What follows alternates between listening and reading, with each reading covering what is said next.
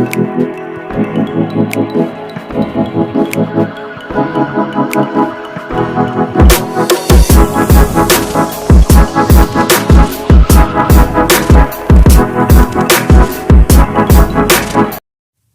guys, kembali lagi di channel Teropong Film.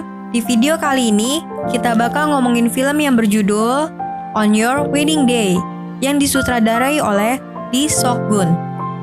Film romansa ini mengkisahkan hubungan Hwang Woo-yeon dengan cinta pertamanya, Hwan Seung-hee, yang penuh dengan lika-liku yang terus mengulang siklus jatuh cinta dan patah hati. Biar nggak penasaran, langsung aja yuk simak videonya. Film ini dimulai dengan Woo-yeon yang menerima sebuah undangan pernikahan dari Hwan Seung-hee. Saat di bangku sekolah, Woo-yeon adalah siswa yang malas belajar dan selalu berkelahi dengan teman-temannya. Karena berkelahi, Woo-yeon pun dihukum oleh gurunya di ruang guru. Saat menjalani hukumannya, datang seorang siswa baru bernama Hwan Seung-hee. Karena parasnya yang cantik, Woo-yeon senang melihat kedatangan Seung-hee dan menyapanya. Sebagai siswa baru yang memiliki paras cantik, Seung-hee langsung terkenal di kalangan siswa laki-laki. Bahkan, Seung-hee menjadi incaran Taeki, ketua geng penguasa di sekolah. Melihat Seung-hee menjadi bahan tawaan, Woo-yeon mencoba untuk membantunya. Kemudian, Seung-hee mengajak Woo-yeon untuk bolos dan mereka pun memanjat tembok belakang sekolah. Karena Seung-hee menyukai tteokbokki, mereka pun mampir ke tempat yang menjual tteokbokki. Keesokannya, Seung-hee mencoba untuk bolos lagi karena ingin menghindari Taeki. Ketika Seung-hee mencoba untuk memanjat tembok belakang, ia hampir saja terjatuh. Untungnya, Woo-yeon datang menangkapnya. Mereka berdua pun pergi ke kedai tteokbokki lagi. Woo-yeon menyuruh Seung-hee untuk berpura-pura berkencan dengan Woo-yeon supaya tidak diganggu lagi oleh geng Taeki. Awalnya, Seung-hee menolak. Tetapi, Woo-yeon berjanji akan berhenti berkelahi apabila Seung-hee mau berpura-pura berkencan dengan Woo-yeon. Saat geng Taeki datang dan Taeki menghampiri Seung-hee, Seung-hee pun mengaku bahwa ia sedang berkencan dengan Woo-yeon. Mendengar hal itu, Taeki sangat marah dan mengancam Woo-yeon. Saat makan siang, Woo-yeon duduk dengan Seung-hee untuk makan bersama. Geng Taeki pun mengganggu Woo-yeon. Namun, karena sudah berjanji dengan Seung-hee, Woo-yeon pun menahan amarahnya. Woo-yeon dan Seung-hee bolos lagi untuk makan tteokbokki. Sayangnya, kedainya tutup. Sambil menunggu hujan reda, Woo-yeon dan Seung-hee pun mengobrol tentang rencana perkuliahannya. Seung-hee menyuruh Woo-yeon untuk belajar dan tidak malas-malasan demi masa depannya. Sialnya, mereka bertemu dengan guru yang sedang inspeksi. Mereka pun kabur dan berlari bersama. Mereka pulang ketika kelas malam berakhir dan Woo-yeon mengantar Seung-hee pulang. Saat berhenti di tengah jalan, Seung-hee menyanyikan sebuah lagu dan memberitahu Woo-yeon bahwa lagu itu membuat dirinya merasa lebih baik ketika bersedih. Saat jam makan siang, Taeki mendatangi Woo-yeon dan mengajak Woo-yeon berkelahi. Karena janji yang ia buat, Woo-yeon sama sekali tidak membalas Taeki dan menerima semua pukulan yang dilemparkan ke arahnya. Pada keesokan harinya, Seung-hee hanya berdiam dan tidak mau makan. Woo-yeon membujuk Seung-hee, tetapi Seung-hee marah dan mengusir Woo-yeon. Woo-yeon yang kebingungan dengan perilaku Seung-hee pun pergi. Akan tetapi, Woo-yeon tidak menyerah untuk membuat Seung-hee merasa lebih baik. Pada saat kelas malam, Woo-yeon pergi ke ruang klub band dan menyanyikan lagu kesukaan Seung-hee. Nyanyian Woo-yeon pun terdengar ke seluruh ruangan di sekolah. Mendengar nyanyian Woo-yeon, Seung-hee pun tertawa dan mulai merasa lebih baik. Saat Woo-yeon datang ke kelas Seung-hee di hari berikutnya, Seung-hee tidak masuk ke sekolah. Karena tidak mendapat kabar dari Seung-hee, Woo-yeon pun datang ke rumahnya. Woo-yeon kebingungan melihat rumah Seung-hee yang hancur. Sung Hee terkejut melihat kehadiran Woo-yeon dan menyuruhnya untuk segera pergi. Hari berikutnya, Sung Hee kembali tidak masuk ke sekolah. Saat menunggu kabar Sung Hee, Woo-yeon pun mendapat sebuah panggilan dari Sung Hee. Sung Hee menceritakan bahwa ayahnya lah yang menghancurkan rumahnya saat sedang mabuk. Dan karena itulah, Sung Hee sering pindah-pindah sekolah. Hari itu pun, Sung Hee harus pergi melarikan diri bersama ibunya dari sang ayah. Sung Hee pun pergi meninggalkan kota itu. Woo-yeon berlari dengan harapan dapat bertemu dengan Sung Hee. Setelah lulus sekolah, Woo-yeon bekerja menjual ayam goreng. Temannya yang bernama Genam berkeinginan untuk berkuliah di Universitas Hanguk dan memberikan Woo-yeon brosur profil Universitas Hanguk.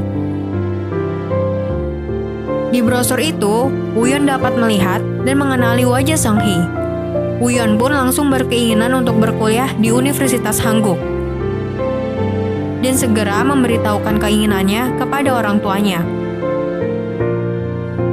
Orang tuanya tertawa mendengar keinginan Woo-yeon untuk berkuliah di universitas nomor 1 di Korea. Namun, hal itu tidak menyurutkan tekad Woo-yeon. Woo-yeon mulai belajar dengan tekad kuat agar dapat masuk ke jurusan pendidikan jasmani di universitas itu. Jika tekad semangatnya menurun, dia akan melihat wajah Sung Hee di brosur itu. Woo-yeon juga berlatih untuk ujian fisik. Tekad dan usaha Woo-yeon pun membuahkan hasil. Woo-yeon berhasil diterima di Universitas Hanguk. Woo-yeon kesulitan mencari Sung Hee di area kampus. Dia pun mencoba untuk mencari Sung Hee di kedai topoki di sekitar daerah kampus. Setelah mencari di banyak tempat, akhirnya Woo-yeon berhasil bertemu dengan Sung Hee. Woo-yeon dan Sung Hee pun mengobrol. Sung Hee memberitahukan bahwa ia masuk ke jurusan fashion design. Saat Sung Hee sampai di kosannya, ia terheran melihat Woo-yeon yang juga tinggal di kosannya. Sung Hee pun memberitahu Woo-yeon bahwa ia sudah punya pacar. Woo-yeon yang tidak memikirkan bahwa Sung Hee bisa saja punya pacar, merasa sangat galau. Pacar Sung Hee adalah seorang senior dan ketua dari tim football. Woo-yeon yang sedang berkumpul dengan temannya baru teringat bahwa hari itu adalah hari ibu yang juga hari ulang tahun Sung Hee. Woo-yeon membeli bunga dan hadiah, tetapi ia melihat Sung Hee bersama pacarnya. Melihat itu, Woo-yeon kesal dan melempari batu ke mobil itu. Di perpustakaan, Woo-yeon melihat pacar Sung Hee mendekati wanita lain. Di hari pertandingan football, pacar Sung Hee memberitahukan bahwa ia harus menang di pertandingan kali ini. Karena telah berjanji akan mengajak Sung Hee ke Eropa apabila memenangkan pertandingan ini. Woo-yeon pun memberitahukan kepada Sung Hee bahwa pacarnya itu mendekati perempuan lain. Tetapi, Sung Hee tidak percaya kepada Woo-yeon. Pertandingan football tidak berjalan dengan baik dan tim Woo-yeon pun hampir kalah dengan waktu yang hampir habis. Melihat Sung Hee yang frustasi dan sedih karena tim mereka akan kalah, Woo-yeon pun menyusun rencana agar dapat menghasilkan skor dan memenangkan pertandingan. Setelah berhasil mencetak skor dan menang, Woo-yeon menghajar pacar Sung Hee. Setelah pertandingan itu, Woo-yeon pun pindah kosan dan menghindari Sung Hee. Setelah lulus dari kuliah, Woo-yeon masih bekerja sampingan di sebuah gym. Saat sedang membagikan brosur, Woo-yeon melihat Sung Hee. Ia pun mengikuti Sung Hee ke sebuah studio foto. Rupanya, Sung Hee sedang bekerja menjadi model. Mereka pun bertukar kabar dan cerita. Sung Hee melihat cincin di tangan Woo-yeon dan Woo-yeon memberitahukan bahwa ia punya pacar. Lalu, Sung Hee bercerita bahwa ia sedang kebingungan karena teman yang biasanya mengantar untuk syuting berhalangan. Woo-yeon pun menawarkan diri untuk mengantar Sung Hee. Semenjak itu, Woo-yeon selalu menemani dan mengantar Sung Hee di setiap jadwal syutingnya. Woo-yeon menyaksikan Seung-hee yang sangat kesusahan bekerja di bidang model, mengatakan kepada Seung-hee untuk kembali mengejar impian pertamanya sebagai fashion designer. Karena perkataan Woo-yeon, Seung-hee pun kembali memikirkan impiannya. Saat sedang menuju lokasi syuting, tiba-tiba jadwal Seung-hee dibatalkan. Karena itu, Seung-hee merasa kesal dan Woo-yeon pun mencoba untuk menghiburnya. Saat mengantarkan pulang, Woo-yeon menyampaikan bahwa ia masih punya perasaan untuk Seung-hee. Seung-hee menolak keinginan Woo-yeon untuk mulai berkencan. Saat sedang ujian untuk kelulusan kinerja guru, pacar Woo-yeon datang dan Woo-yeon pun mengatakan ingin putus. Setelah mengakhiri hubungannya, Woo-yeon datang ke tempat syuting Seung-hee dan kembali mengajak Seung-hee berkencan. Seung-hee tetap menolak Woo-yeon dan kembali bekerja. Tiba-tiba, papan nama sebuah gedung jatuh mengarah ke posisi Seung-hee. Woo-yeon pun langsung melindungi Seung-hee. Karena kejadian itu, Woo-yeon tidak dapat melanjutkan ujian kelulusan kinerjanya. Dan setelah kejadian itu pun, Seung-hee dan Woo-yeon mulai berkencan. Woo-yeon yang gagal mengikuti ujian kelulusannya, kesulitan untuk mencari pekerjaan. Woo-yeon dan Seung-hee pun pergi ke sebuah tempat. Di sana, Seung-hee memberitahukan bahwa perusahaannya menyuruh Seung-hee untuk dinas ke Belgia selama 2 hingga 3 tahun. Woo-yeon yang menjadi aneh belakangan ini hanya menjawab seadanya. Tiba-tiba, ayah Seung-hee meninggal dan Woo-yeon pun menenangkan Seung-hee. Saat di luar area pemakaman, Gena melihat Woo-yeon yang aneh belakangan ini menyuruh Woo-yeon untuk bercerita. Woo-yeon mengatakan bahwa akhir-akhir ini ia merasa menyesal telah bertemu dan menyelamatkan Seung-hee dari kejadian itu.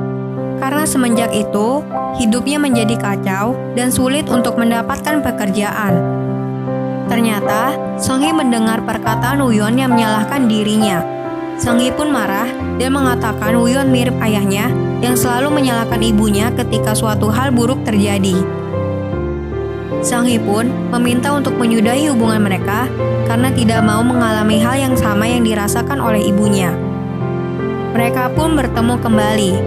Seung-hee memutuskan untuk pergi ke Belgia, dan Woo-yeon pun mengatakan bahwa ia akan menunggu Seung-hee kembali. Woo-yeon berusaha membujuk Seung-hee agar tidak putus. Namun, Seung-hee tidak menjawab permintaan Woo-yeon dan pergi meninggalkan Woo-yeon. Woo-yeon yang telah berhasil menjadi guru mulai mengajar di kelas. Karena muridnya tidak tertarik dengan pelajarannya, Woo-yeon pun mulai mencoba untuk membuat murid-muridnya tertarik dengan menceritakan kisahnya dengan Seung-hee. Saat sedang mengajar, tiba-tiba Seung-hee datang. Seung-hee memberitahukan kepada Woo-yeon bahwa ia akan menikah. Mendengar itu, Woo-yeon meminta Seung-hee untuk mengirimkan undangan pernikahannya. Woo-yeon yang sedih setelah menerima undangan itu, mengajak teman-temannya untuk pergi ke tempat terpencil karena tidak mau menghadiri pernikahan Seung-hee. Namun, Woo-yeon berubah pikiran, dan pada pagi harinya, dia mengajak teman-temannya untuk menghadiri pernikahan Seung-hee. Di pernikahan Seung-hee, Woo-yeon dan teman-temannya menyusun rencana agar Woo-yeon dapat berbicara empat mata dengan Seung-hee.